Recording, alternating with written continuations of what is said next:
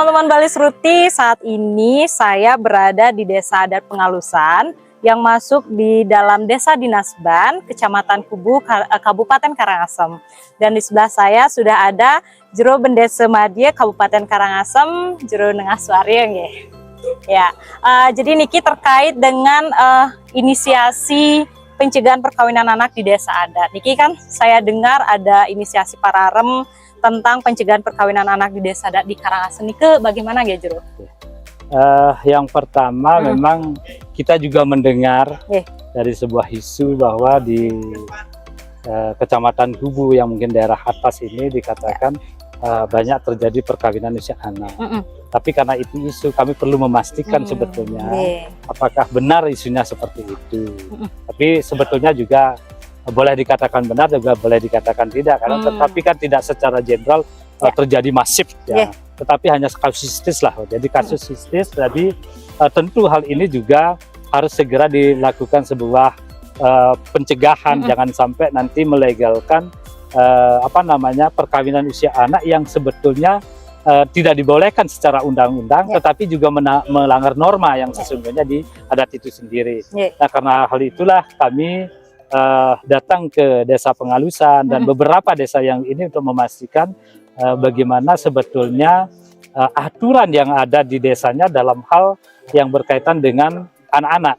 Ya, jadi berkaitan dengan anak, sehingga dalam hal itu ya, jadi kalau memang mereka belum memiliki aturan, ya kita mungkin menyarankan agar dibuatkan pararem atau awik-awik pengelis dalam bentuk pararem, sehingga hal itu bisa paling tidak untuk diakomodir dan dijadikan sebuah aturan agar tidak melegalkan sesuatu yang melanggar hukum dalam hukum positifnya.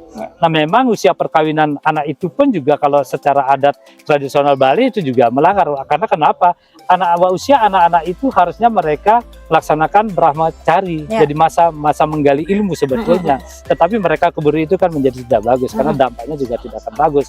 Nah, karena hal itulah kami datang memastikan ke sini, dan ternyata memang ada kasusistis, tetapi ternyata mereka sudah cukup lama. Tetapi kita akan membendung jangan sampai terjadi yang berikutnya dan berikutnya. Karena itulah kami menyarankan atau mengatakan kepada Jero Bendesa yang terlibat ada di seputaran daerah di sini, agar paling tidak membuat rambu-rambu aturannya atau awik-awik pengelinya, atau juga boleh dikatakan pararemnya, agar tidak sampai nantinya terjadi perkawinan usia anak. Oh, oke. Tapi apakah sudah terimplementasi niki pararemnya niki ya Jero?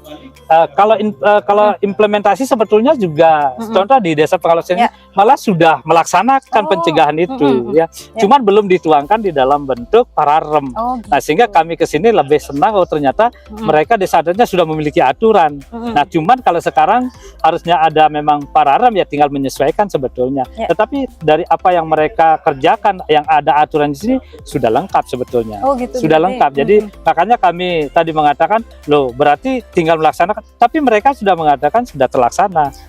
Gitu. Iya ya, tinggal dituangkan dan disahkan seperti itu. Kalau boleh tahu ini kan di Desa Pengalusan, tapi kalau di tempat lainnya nih bagaimana? Nah, kalau di tempat lain itu juga mereka sudah membuat. Kalau tidak salah di sini ada 4 desa yang telah mencoba membentengi desanya untuk mencegah terjadinya perkawinan usia anak. Yang diantaranya ada Pengalusan, kemudian ada Bunga, ada Darmaji, dan lagi satu itu ya ada 4. Itu sudah mereka lakukan penyusunan pararemnya, membentengi agar warganya tidak melaksanakan perkawinan usia anak. Hal ini sangat membanggakan bagi kami. Ternyata desa adat yang ada di Karangasem itu sesungguhnya sudah menginisiasi dirinya sendiri untuk tahu menyesuaikan dengan aturan hukum negara gitu. Jadi ini luar biasa sekali sebenarnya ya, sudah terimplementasi sesungguhnya. Nah, kalau boleh tahu juga nih Jero, kan ternyata sudah terlaksana di masyarakat sendiri. Untuk sanksi-sanksinya nih seperti apa nih Jero? Nah, kalau masalah sanksi kami hanya memberikan saran, karena itu adalah otonom daripada desa adat. Jadi lembaga dalam hal ini hanya memberikan saran dan contoh, sehingga nanti tidak terjadi kesan bahwa MDA atau majelis atau kita itu mengintervensi desa adat, tidak. Kami hanya memberikan. Tetapi yang kami baca, mereka ada yang mengenakan dalam bentuk sanksi apa namanya benda. Oh ya. Atau dalam hal ini ada beras yang mereka pakai dengan nilai nominalnya yang memadai. Terus kemudian ada juga yang apa namanya berupa peringatan, mengingatkan dan sebagainya. Itu bentuk-bentuk yang diakomodir di dalam prara mereka.